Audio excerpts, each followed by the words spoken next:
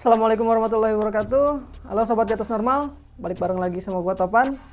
Masih di cerita-cerita misteri ya hari ini. Hari ini gua akan bawain satu cerita kiriman dari seseorang ya, dari Rosida. Kisah ini akan gue ceritakan berdasarkan pengalaman beliau yang dikirim ke tim di atas normal ya. Buat teman-teman juga nanti yang mau kirim-kirim cerita atau mungkin mau jadi narasumber di acara di atas normal, boleh banget. Nanti tinggal hubungin aja ya link yang ada di sini nih. Oke, kita langsung mulai aja ceritanya. Tapi sebelum itu kita lihat dulu intronya.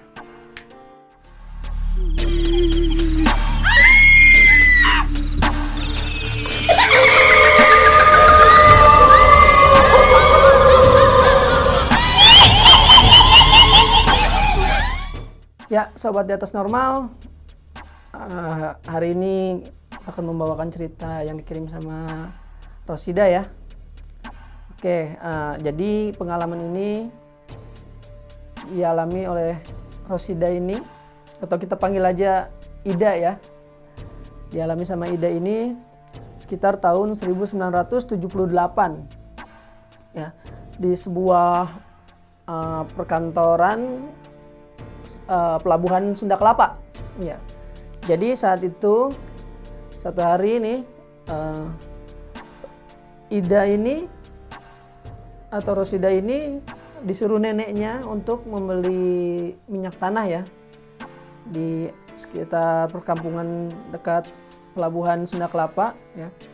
Nama kampungnya itu Kampung Japat atau nama desa ya, nama desanya Desa Japat, nggak jauh dari tempat pelabuhan Sunda Kelapa itu. Nah, jadi sebelum mereka masuk ke perkampungan itu, di situ ada pos penjagaan ya. Ada pos penjagaan di situ. Nah, dia lewat tuh jalan berdua sama temennya ya, yang agak umurnya tuh agak di atas Mbak Ida ini gitu. Nah, Mbak Ida ini jalan berdua ya, waktu itu masih sekitar umur mungkin 8 atau 10 tahun ya. Jadi Mbak Ida ini pergi ditemenin sama temennya gitu, yang usianya agak lebih di atasnya gitu kan. Jalanlah berdua ini beli minyak tanah ke perkampungan Japat ini gitu. Nah, itu posisi sekitar jam 5:30 sore ya, atau menjelang maghrib gitu kan. Jadi neneknya Mbak Ida ini mempunyai warung makan gitu. Jadi warung makan, kebetulan waktu zaman itu ya kan bahan bakar itu masih pakai minyak tanah ya kan. Jadi ketika mau masak nih, masakannya habis atau ini mau masak lagi lah gitu, intinya minyaknya habis, minyak tanahnya habis, disuruhlah Mbak Ida ini. Nah, ketika jalan melewati pos penjagaan itu awalnya nggak ada apa-apa ya. Begitu lewat pos penjagaan itu nggak ada apa-apa, disapalah penjaga pos di situ ya. Mau kemana dek gitu kan? Mau beli minyak tanah pak di sebelah sana. Oh ya, hati-hati. Akhirnya jalan lah. Nah, di sekitar begitu masuk kampung, baru sebentar dia masuk kampung itu ada perkantoran pelabuhan tersebut ya, pelabuhan Sunda Kelapa itu ya. Begitu dia masuk di area dekat perkantoran itu ada pohon besar, pohon randu ya, atau pohon kapuk ya, yang biasa buat kapuk gitu kan. Nah, di area situ tuh mereka mendengar suara ada orang seperti tertawa. Ada seorang seperti tertawa, tapi berselang ganti lagi. Jadi kayak suara orang menangis gitu. Jadi sebentar berganti seperti orang tawa, sebentar lagi juga dia ganti seperti orang menangis.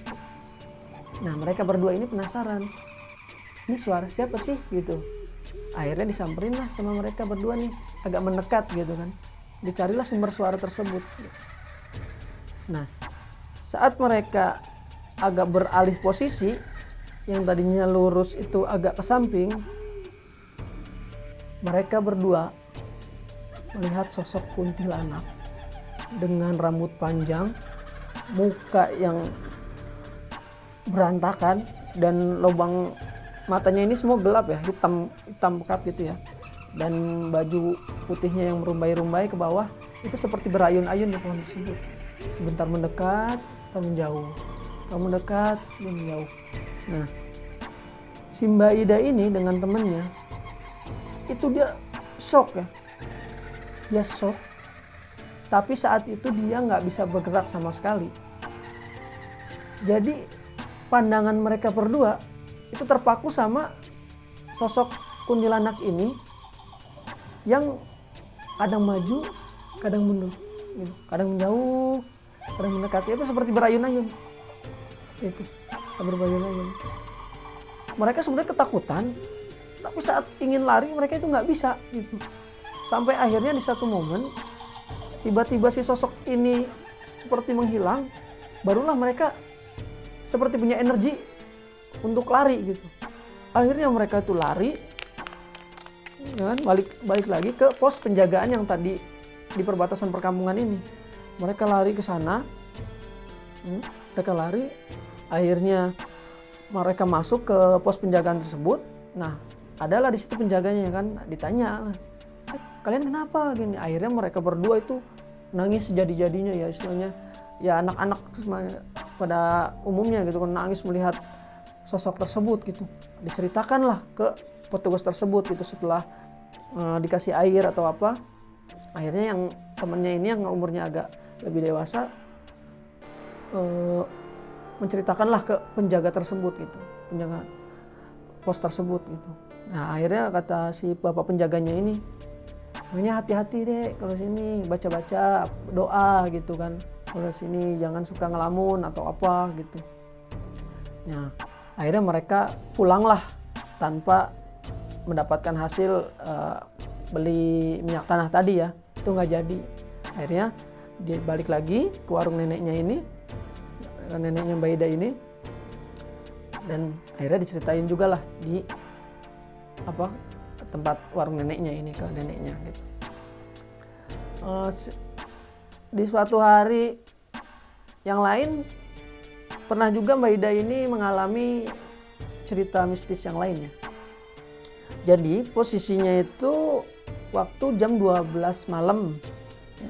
Jam 12 malam, jadi warung si neneknya ini, warung makan neneknya ini baru tutup gitu, karena memang di Pelabuhan Sunda Kelapa ini waktu itu warung neneknya ini sangat ramai pengunjung gitu.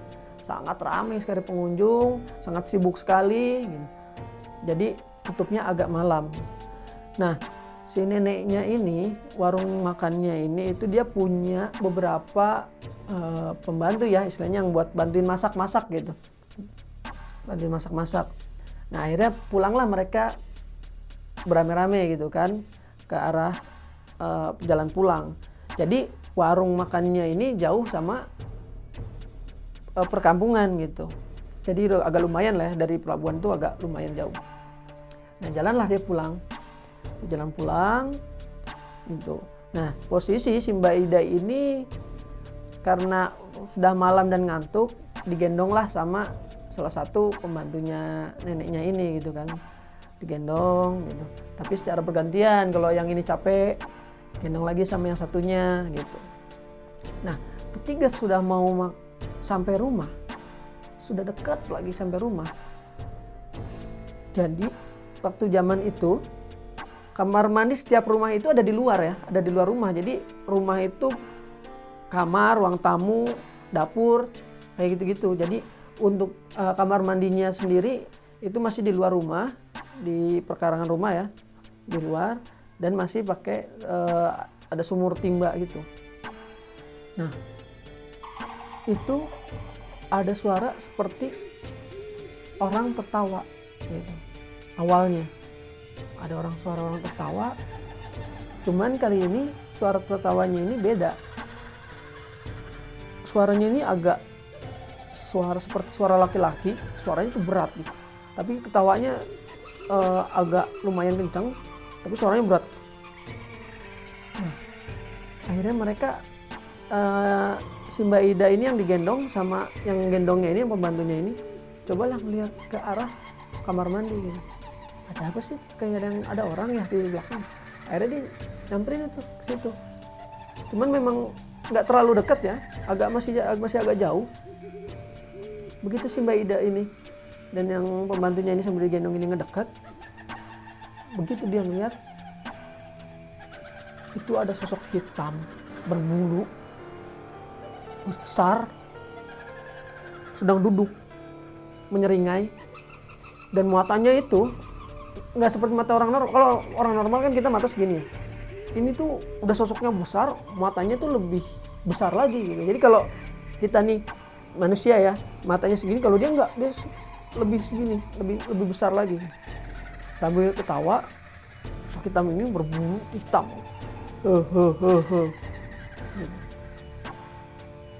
Akhirnya si Mbak Ida ini dan pembantunya ini itu teriak, sampai yang tadinya beberapa orang yang duluan itu sampai nengok gitu, balik lagi, kenapa, ada apa gitu kan. Nah, itu ada sosok mungkin seperti genderuwo lah ya, kita sebut aja genderuwo gitu. Itu ada kayak sosok genderuwo di situ gitu. Gimana? Itu di kamar mandi. Akhirnya cobalah ke sana. Cuman begitu mereka balik lagi melihat ke arah kamar mandi itu, sosok itu udah hilang, udah nggak ada di situ lagi gitu. Jadi sosok ini tuh ternyata memang sudah dari zaman dahulunya, ternyata ya dengar-dengar punya cerita, memang penunggu itu sudah lama di situ. Dari rumah si Mbak Ida ini itu masih belum dibangun ya, belum ada gitu. Itu sosok itu memang sudah penunggu situ. Dan dulunya ternyata di kamar mandi itu, yang sekarang jadi kamar mandi itu, dulunya itu ada pohon besar yang sekarang tuh udah ditebang. Saat itu udah ditebang dan jadi tanah biasa gitu kan. Nah, itulah baru dibangun rumah itu dan kamar mandi di area yang tempat pohon tersebut dipotong itu. Nah, singkat cerita nih, ada juga pengalaman Mbak Ida yang ini ketika dia sudah dewasa ya, sudah punya anak lah gitu, sudah punya anak. Jadi waktu itu si Mbak Ida ini main ke rumah neneknya gitu, lagi berkunjung ke rumah neneknya itu ke daerah Pemalang ya. Daerah Pemalang, untuk desanya gue nggak bisa bilang gitu, karena memang nggak dapat izin juga dari Mbak Idanya gitu. Jadi di satu desa lah ya, di daerah Pemalang, Jawa Tengah. Nah, si Mbak Ida ini lagi berkunjung nih ke rumah neneknya gitu, karena udah lama lah ya, udah nggak dagang lagi di area pelabuhan lagi, udah nggak gitu, udah nggak kerja di situ, udah nggak jualan lagi di situ. Nah, karena lagi berkunjung, itu adalah pertama kali si Mbak Ida ini setelah dewasa ini berkunjung ke desa tersebut gitu, ke desa tempat neneknya ini di Pemalang ini. Nah, ketika mereka berkunjung, hari pertama, hari kedua itu biasa aja gitu. Nah, begitu masuk ke hari ketiga, di suatu malam Mbak Ida ini lagi asik tiduran lah ya, asik tiduran gitu kan, di salah satu kamar sambil ngelonin anaknya. Nah, tiba-tiba tuh pertama dia seperti dengar garukan di area pagar luar rumahnya gitu. Jadi temboknya itu dulu rumahnya neneknya Mbak Ida ini masih papan ya, nggak kayak sekarang tembok-tembok batu bata atau semacamnya gitu. Tapi dulu rumah itu masih temboknya tuh tembok papan atau enggak bilik gitu. Jadi cuman waktu itu di rumah Mbak Ida ini masih temboknya ini yang pakai papan gitu. Nah, jadi ada kayak dengar garukan gitu. Krok. Awalnya dicuekin aja, suara apa itu? Udah biarin lah gitu kan. Nah, tapi bunyi suara garukan di tembok papan ini terus-terusan gitu. Akhirnya dia penasaran lah si Mbak Ida gitu. Akhirnya begitu dia mulai mendekat ke arah suara papan ini dari luar, begitu Jadi kan papan itu apa ya, nggak begitu rapat gitu, agak ada celah sedikit lah gitu. Dia coba lihatlah dari celah-celah itu kayak awalnya tuh kayak mata warna kuning gitu, mata warna kuning sekelebatan. Dia kaget tuh, cuman pas dengerin lagi ternyata ada suara auman seperti auman suara macan binatang buas ya, suara macan lah gitu. Bunyi banget auman itu sekali. Nah begitu Mbak Ida lari ke arah belakang, nah si sosok ini tuh kayak ngikutin lagi si binatang ini, terus garuk-garuk lagi si tembok itu, makin keras, suaranya juga makin jelas sekarang. Aumannya itu seperti suara macan kumbang ya gitu, karena sosoknya dengan mata kuning dan hitam gelap ya. Kalau macan biasa kan dia kelihatan dari celah itu mungkin bisa kelihatan warnanya apa gitu, cuman kalau ini hanya hitam aja gitu. Nah semakin keras nih garuk-garuk itu, Mbak Ida dia keringet keluar, sampai bajunya ini basah ya. Akhirnya dicoba lari lagi, si sosok ini tuh kayak ngikutin lagi, cuman sekali ini Mbak Ida yang dari kamar lari ke dapur, dia pindah lari ke arah kamar neneknya gitu kan. Akhirnya dia lari ke kamar neneknya, dia ketok-ketok gitu kan. Terus tapi kayak si sosok ini tuh kayak lari gitu, sosok binatang ini kayak lari sambil ngaum gitu, gitu. Terus akhirnya dibukain lah pintu, ditanya, kenapa kamu ngos-ngosan keringetan gini? Aku takut gitu. Kenapa? Ini kayak ada suara auman singa gitu atau macan gitu. Garuk-garuk tembok papannya tuh digaruk-garuk gitu sampai dikeruk-keruk gitu kan. Cuman neneknya dengan santainya ngejawab cuman, oh udah nggak apa-apa gitu. Nah si Mbak Ida ini kan otomatis kayak keheranan ya.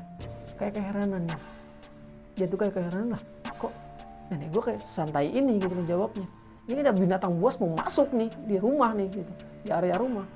Cuman akhirnya dijelaskan lah sama neneknya si Mbak Ida ini, dia bilang ini mah nggak apa-apa, udah kamu tenang aja, kamu duduk dulu. Akhirnya si Mbak Ida ini duduk, terus si neneknya ini kayak ngomong lah dengan suara yang lantang, entah ngomong kayak ke arah ngomong sama yang di luar aja gitu, dari arah dalam gitu. Cuman kayak udah ini mah cucunya gitu, ini mah si Ida cucu saya gitu, cucu kamu juga, buyut kamu juga, jadi nggak usah diganggu, udah bukan siapa-siapa, ini mah masih cucu saya. Nah setelah mendengar si mbah ini ngomong, si nenek ini ngomong itu, ini sosok ini tuh kayak ngaum sekali, terus pergi gitu. Terus pergi, akhirnya kebingungan lah si mbak ini, kok dia sosok ini kayak pergi gitu kan, ini pergi.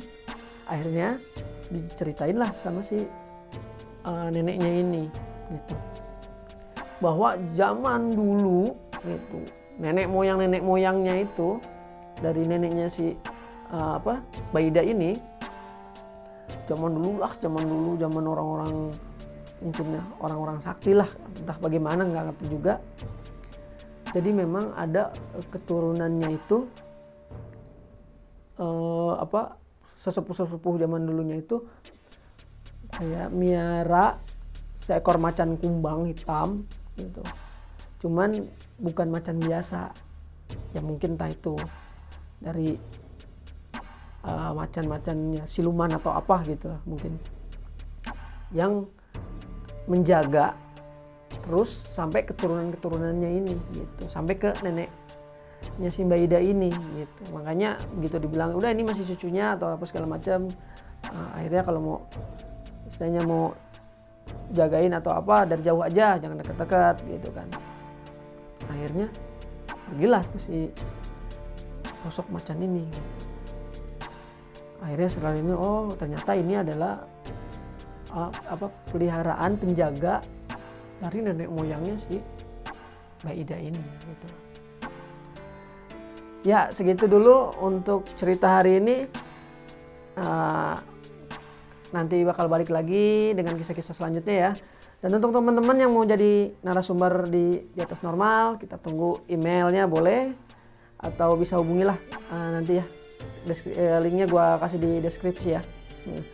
Oke, tetaplah sensitif dengan hal-hal mistis karena kita nggak tahu eksistensi mereka seperti apa, bahkan mungkin melakukan hal-hal yang menurut kita tuh di atas normal.